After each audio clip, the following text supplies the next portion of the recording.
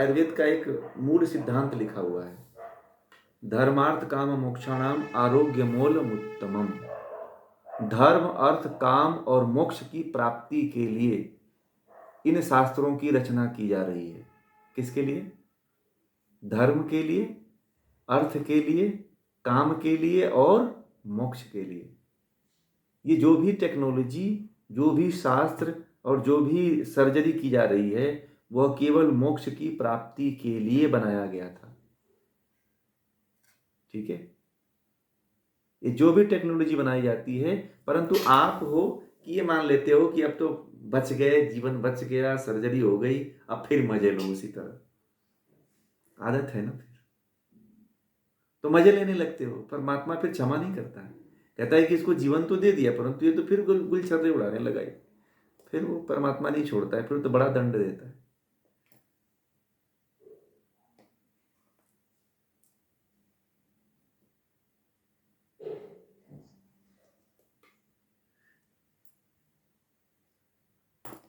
हाँ बस।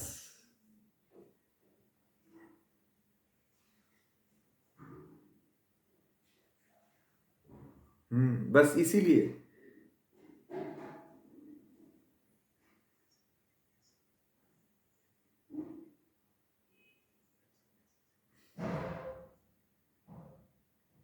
तो फिर परमात्मा नहीं छोड़ता है, फिर बोलता है कि इसको तो घोर नरक में डालो, इसको तो घोर नरक में डालो, ये किसी काम का व्यक्ति नहीं है, ये जब लेगा भोग ही करेगा ये।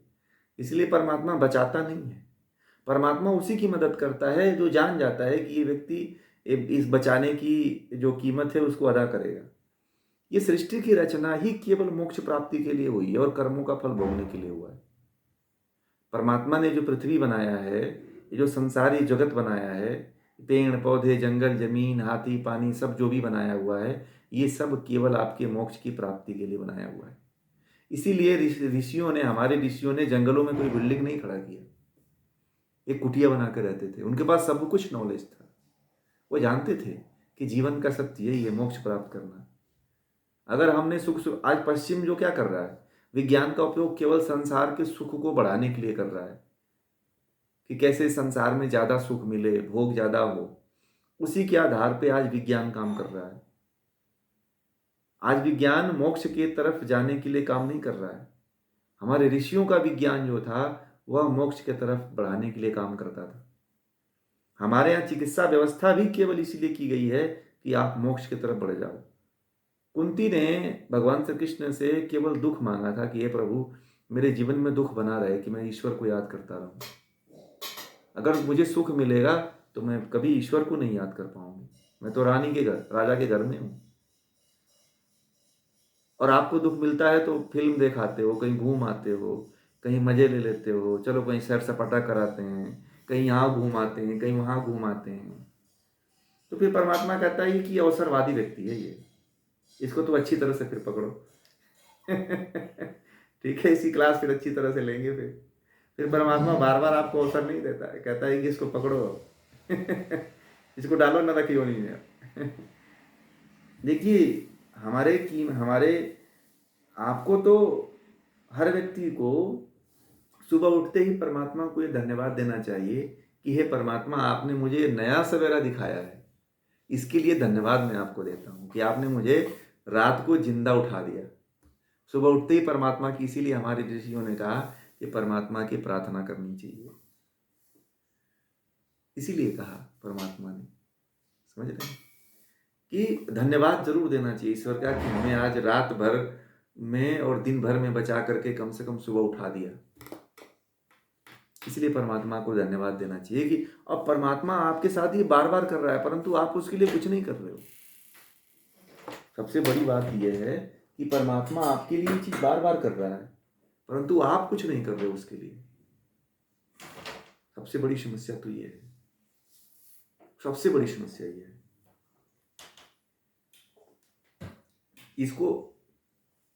इसको हर कोई नहीं देख पाता है।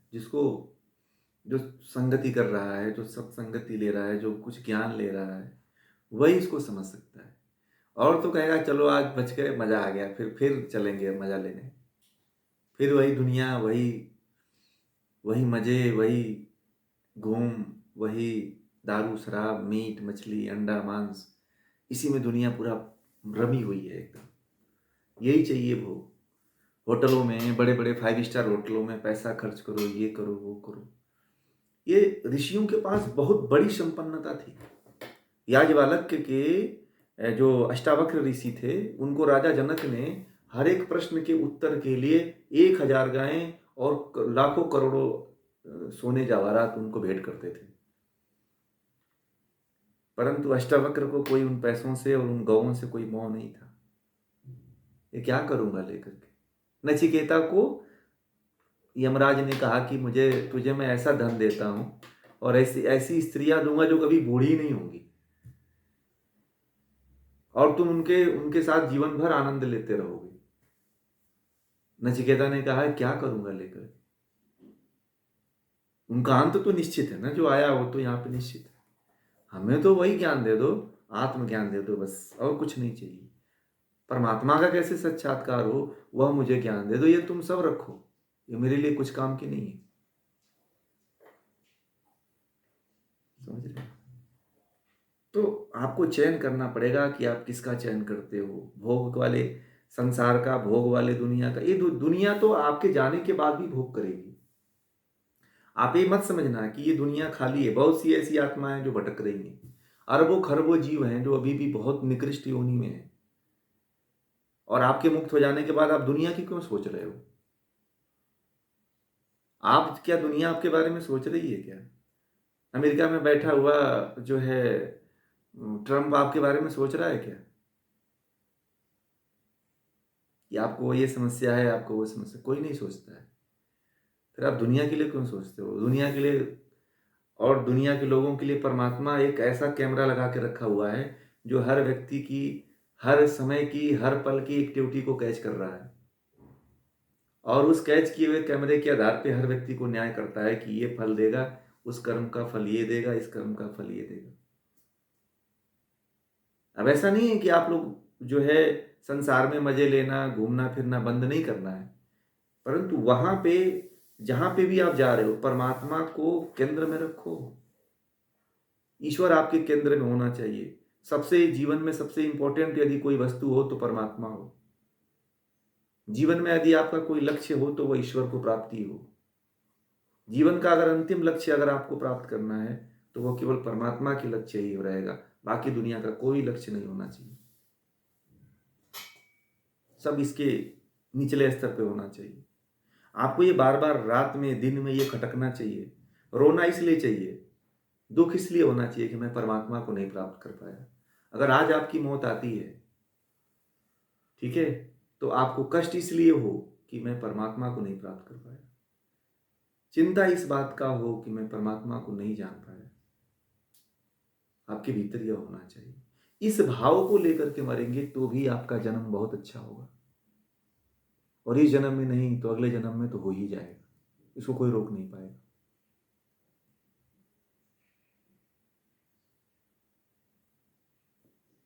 समझ रहे हैं? ये है।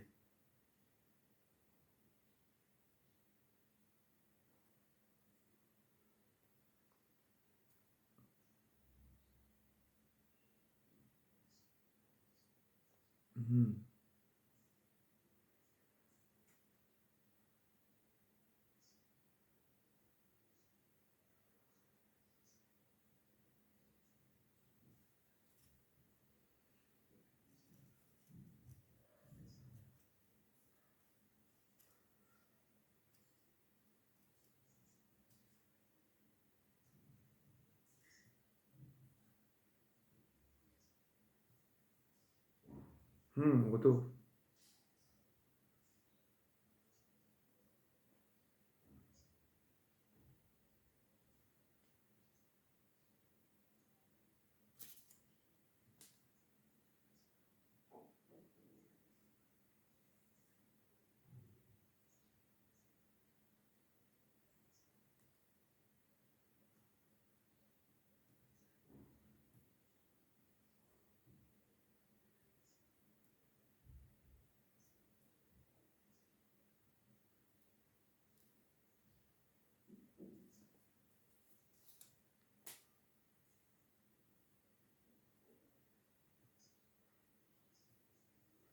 सबसे बेस्ट वे है कि आप सबसे पहले तो ऋषियों का जो भी ज्ञान है उस ज्ञान को प्राप्त करते रहिए, अपने जो भी जीवन बचा हुआ है।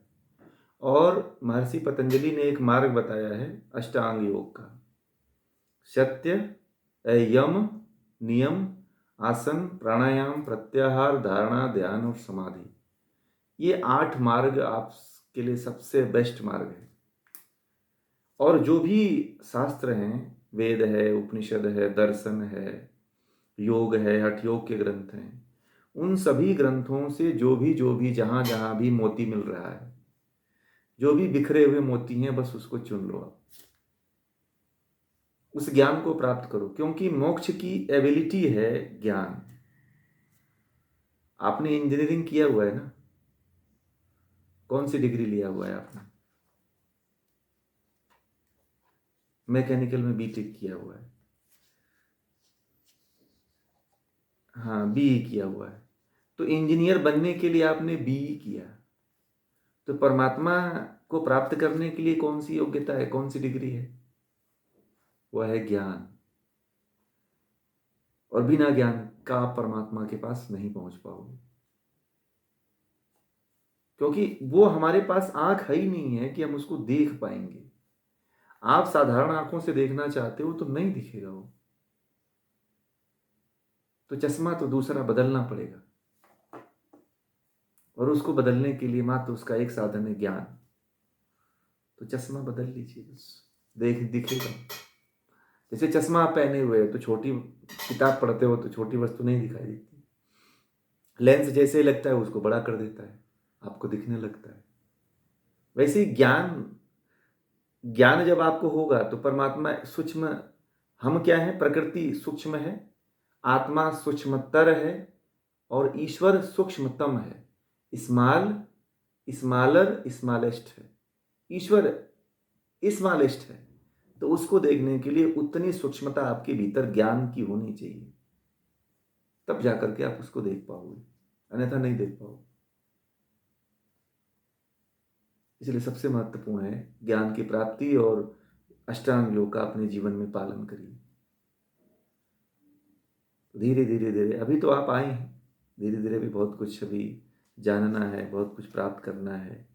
अभी बहुत कुछ ध्यान लगाना पड़ेगा, जप करना पड़ेगा, तप करना पड़ेगा, साधना करनी पड़ेगी, और भी ज्ञान प्राप्त करना पड़ेगा। तो अभी तो जितना ज्ञान मिलेगा लगेगा कि बहुत खालीपन है अभी, बहुत खालीपन है अभी, क्योंकि करोड़ों अरबों जन्म तक अभी कोई साधना नहीं हुई है।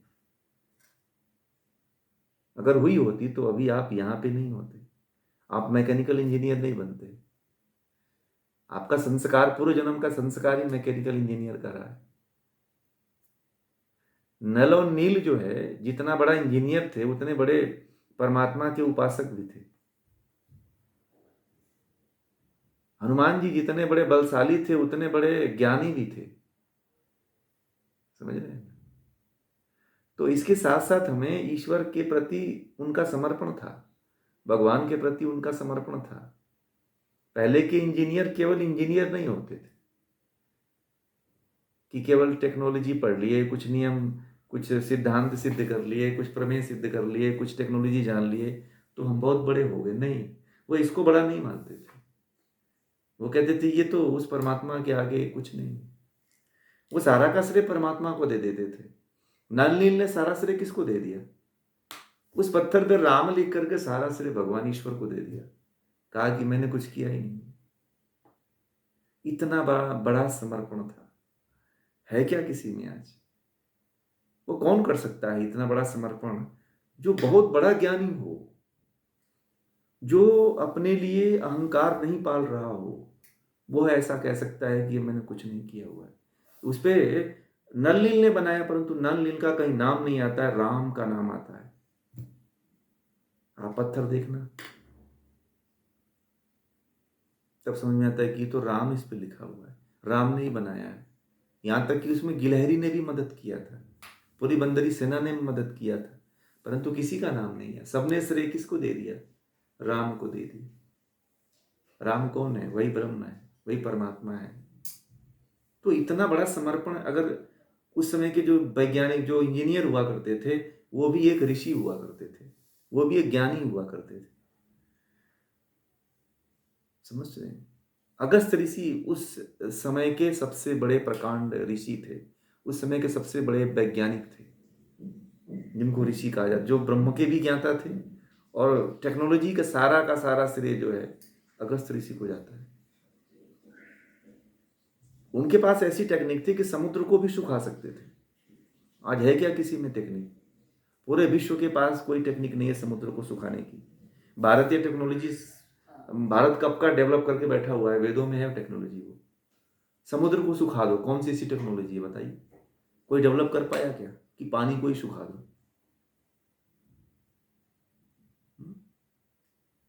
भगवान राम के पास था वो टेक्नोलॉजी, लक्ष्मण के पास था। भगवान राम ने कहा लक्ष्मण लाओ बाण, ये समुद्र नहीं मानेगा।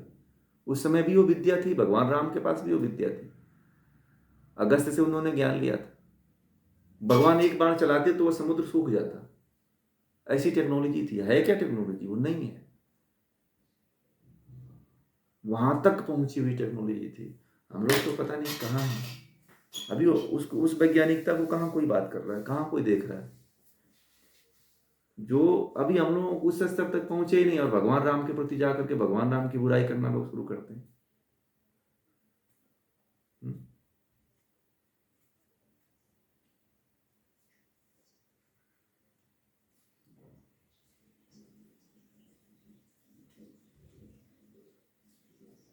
वो तो उनका राजनीतिक रोटी सेक।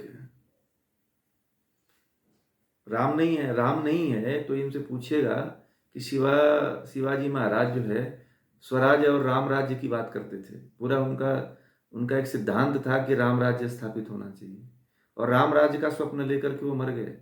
उनकी पीढ़ियां उसी पे मर गई हैं।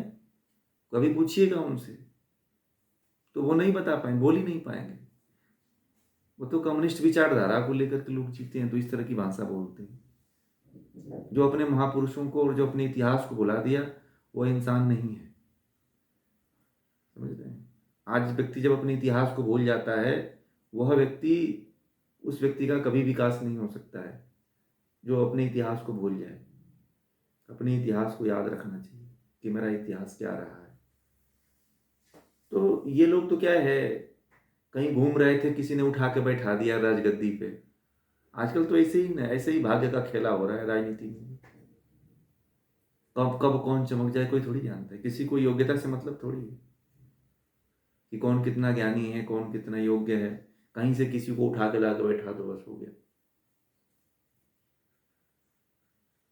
किसी भी चीज की योग्यता होनी चाहिए। पहले राजा ऐसे थोड़ी बनते थे। राजा जो बनता था वो पूरे प्रजा के लिए होता था, यहां तक कि अपने परिवार के लिए, अपने पत्नी के लिए भी नहीं होता था।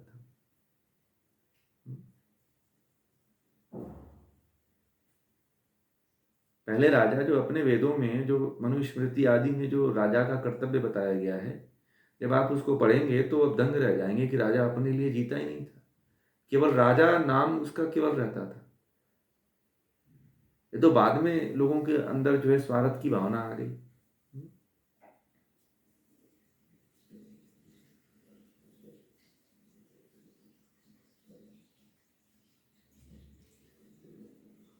कैकेयी जैसा महान व्यक्ति कोई था ही नहीं।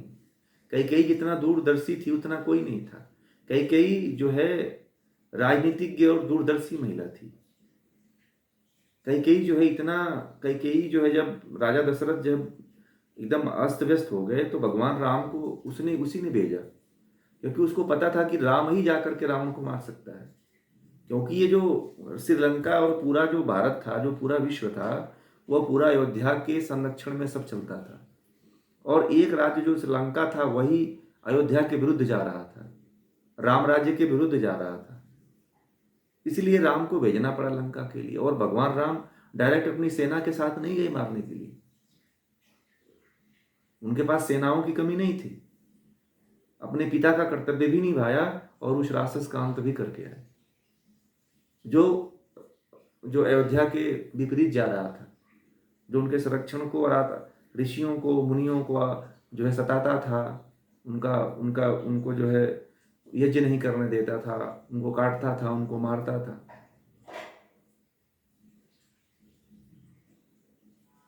पूरा जो है, जब आप लोग एक गहराई में जब देखने का प्रयास करेंगे जो अपने अस्तित्व को, जो अपने इतिहास को, तो बड़ा गौरवान्वित महसूस होगा आपका इतिहास।